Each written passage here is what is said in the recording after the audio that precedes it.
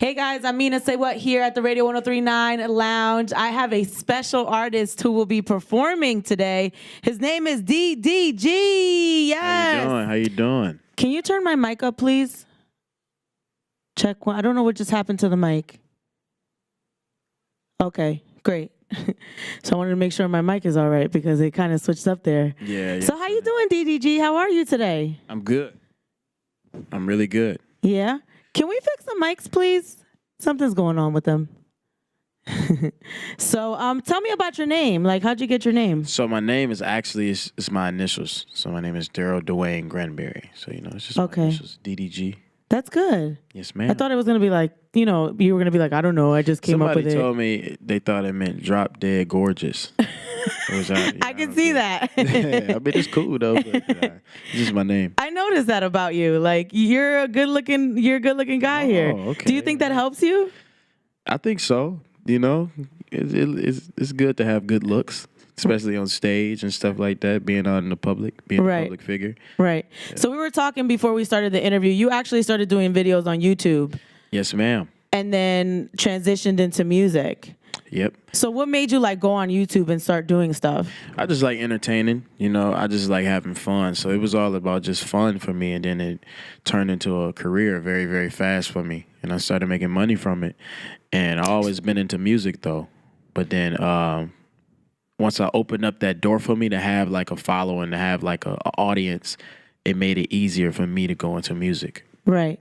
So you said it became a business. Like YouTube came to you and said, hey, we see potential in you. We want you to be a part of, because I know they were doing at one point, they were recruiting people to actually put out content.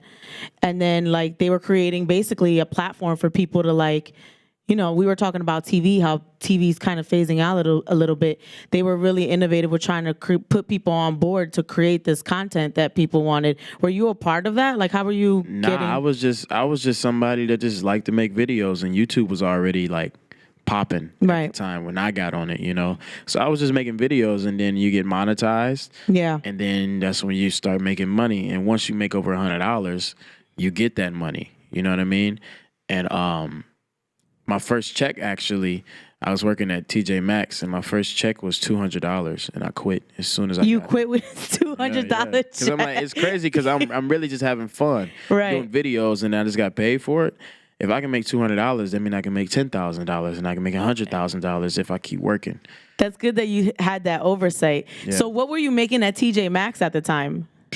Probably like 100 to 150 a week. A week? Yeah. And then you made the 200 in how long on YouTube?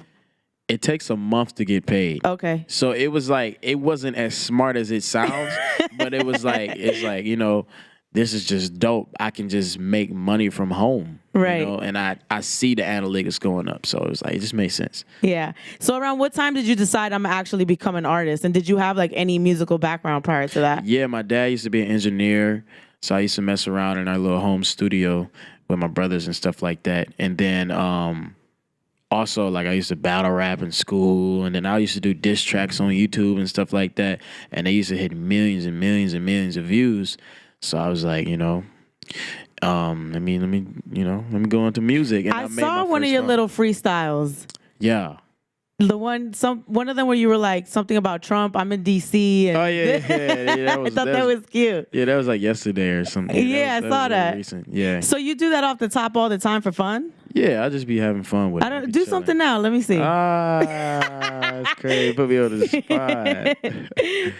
I would, but we kind of live streaming right now. Right. Okay. Yeah. Next time. Next time. So tell me about your background a little bit. You told me you're from Pontiac, Michigan. Pontiac, Michigan. So what do you do in Pontiac, Michigan? There's not much to do. I figured. There's not much to do. What do y'all do out there? Go to the mall, but the mall is not even in the city. The mall is on the outskirts of the city. So just go to school, go home, play the game. Yeah, go on YouTube. Yeah, or you in the streets. Go on the internet. Yeah, or you in the streets, So I chose to be in school, and I chose to be in the video games. I chose to be the good kid, That's great. So you did good in school.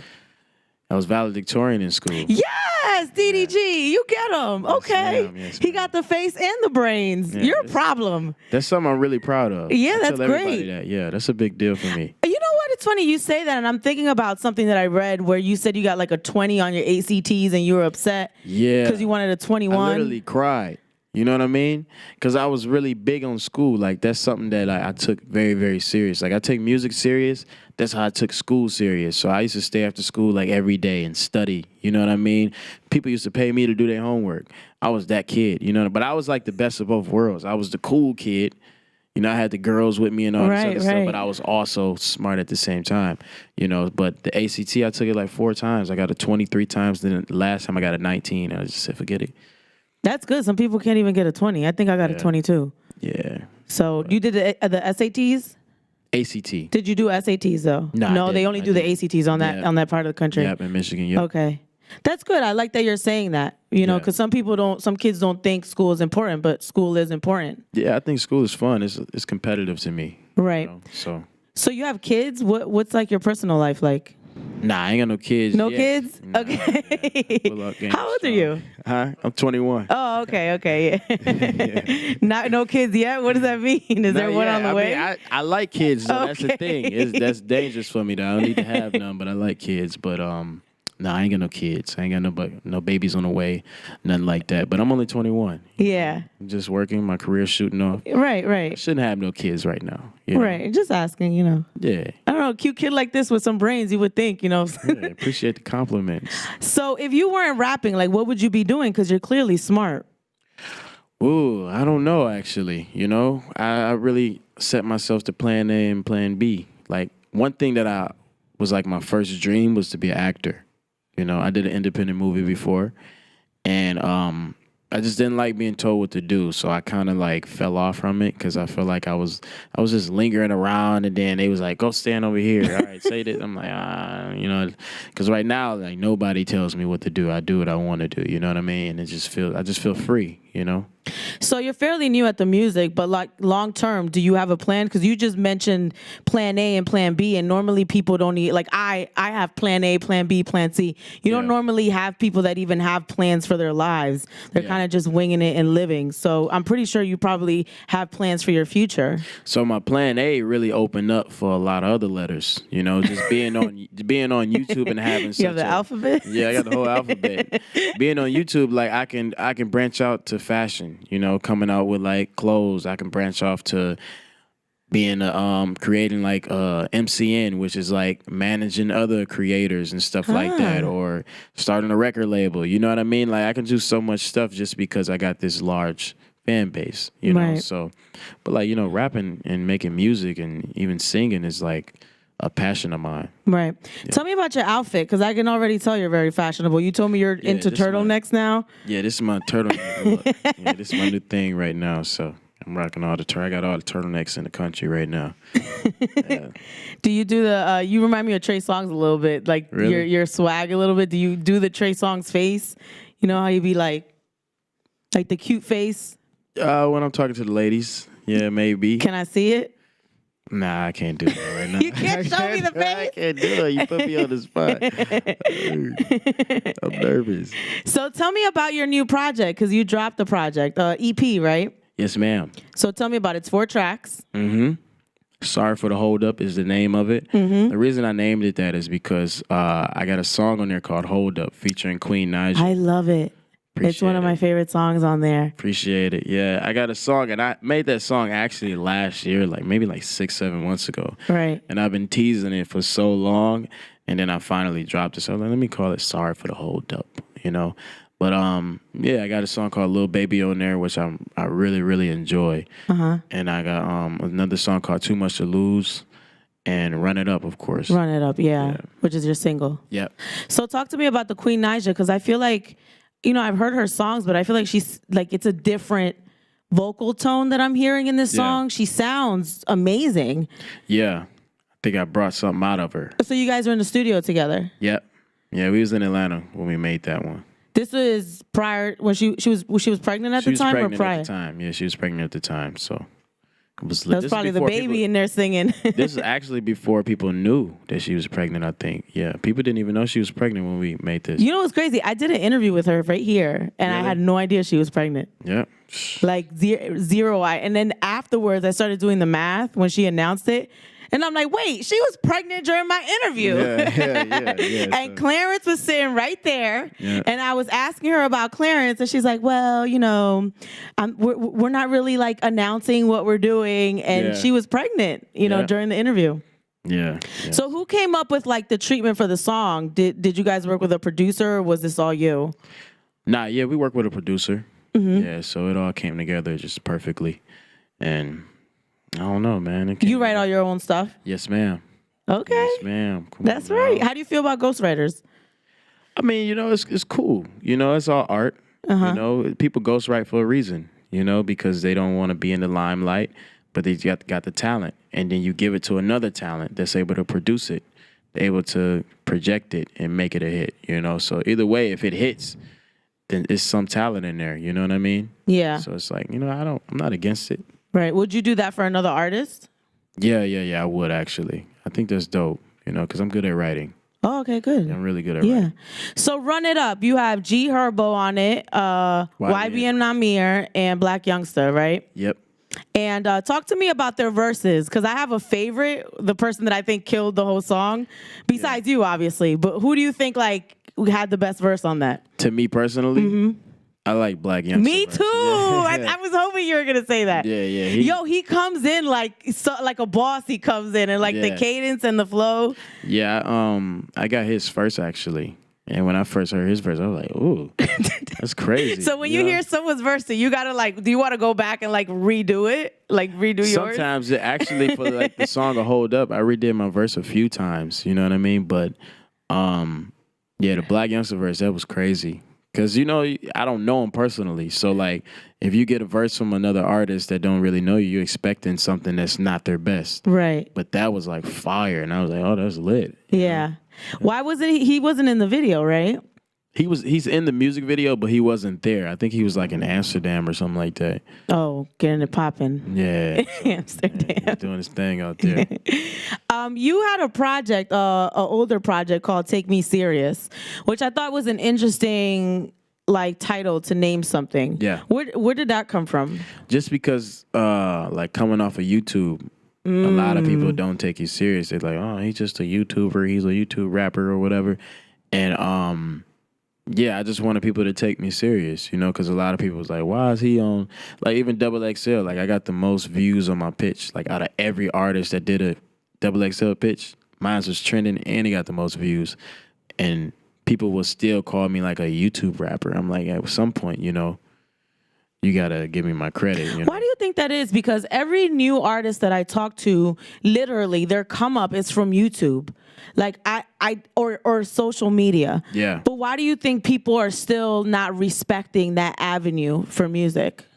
Honestly, I don't know. I really just feel like it's some hating stuff, to be honest, you know, because it's like people come from all different types of platforms. Like Ariana Grande come from Nickelodeon? You know what I mean? You got Selena Gomez coming from Disney Channel. Right. Drake coming from Degrassi. You know what I mean? You got all these big artists that came off of a separate platform.